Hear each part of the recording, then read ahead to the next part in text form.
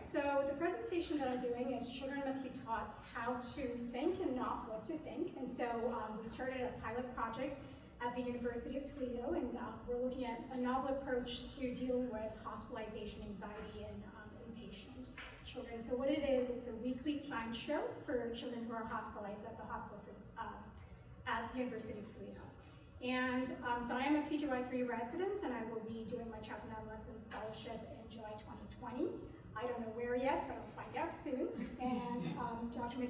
Migliore is the program director for Child, and she's giving me a lot of feedback and guidance for this sort of initiative. So an overview of the things that we'll be talking about. So for the next about 6 minutes, we'll be going through some of these topics. And then towards the end, the last few slides are going to be based on the theme of children must be taught how to think and not what to think. So the roles of a child psychiatrist. So child psychiatrists play several roles. They are clinicians, researchers, educators, advocates, as well as role models. And children look up to role models for guidance on behaviors and values and ideas. So parents are supposed to be primary caregivers or the primary role models, but a lot of times the population we deal with, that doesn't seem to be the case. So someone like a child psychiatrist has to step in. So hospitalization anxiety in children, hospitalization itself can be very traumatic and very stressful for a child. And if they have mental illness, that can be even more stressful for them.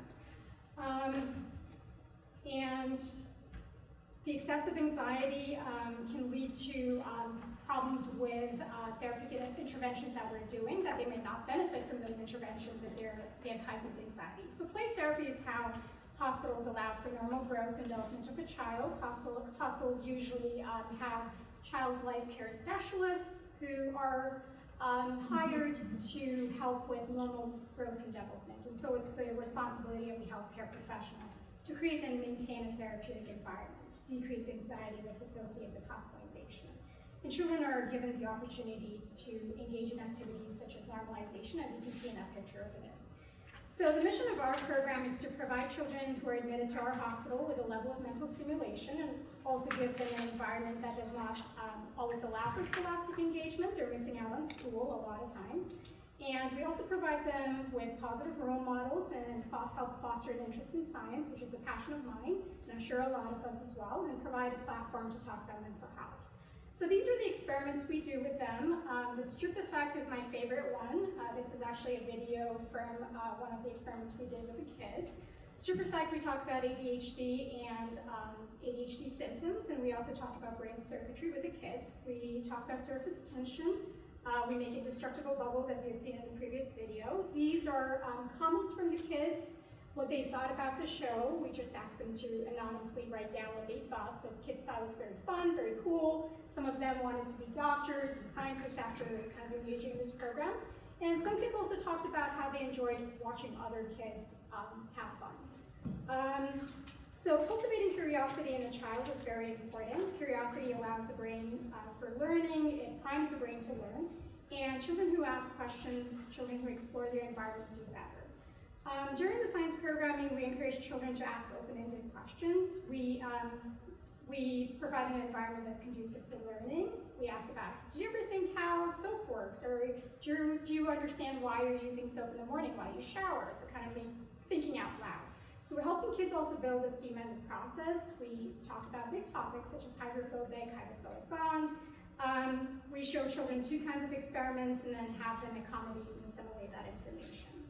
Hypothesis testing is another area that we look at. So children have a mental framework, that's how they get along and kind of learn things through their life.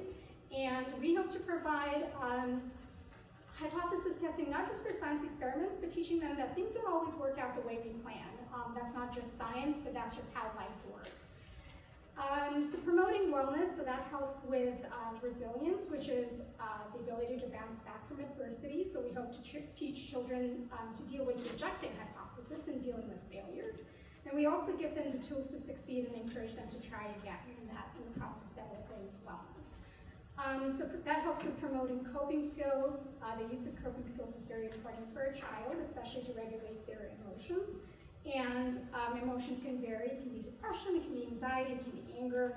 And engaging some something like this, like, you know, if you're stressed out, go make slime, which can be used as a stress ball, can help a child. Also helps with team building. Children are provided with a role during the science experiments that I do with them, and everyone's given a task. It's like you go ahead and pour the soap, or you go ahead and pour the water. That really helps with team building. It allows for children who normally do not interact and kind of are segregated on the unit to actually come together and play. Also teaches them the art of gratitude, so being thankful for the little things in life. When I ask the kids about the indestructible bubbles, we go around the room asking, you know, what goes into making a bubble, and there's a kid that said air, and I thought to myself, I'm like, wow, I never thought about it that way. But really things, you know, things we take for granted, kids are able to learn about gratitude that way. The limitations of this program, I would say, is we have it as one size fits all, but as you know, as an educator, that's not true. There are kids at different levels of learning, and so this program is kind of a blanket one at the moment, but we would like to change that in the future and kind of target it based on age groups. Right now we have 8 to 17-year-olds in the same program. Future directions, we would like to get an IRB so that we can do a pre and post survey, and we would also like to offer this program to the Children's Hospital in our area, as well as other hospitals who are interested in taking something like this and going forward with it. And that actually brings me to the end of my presentation. Thank you so much for listening. I really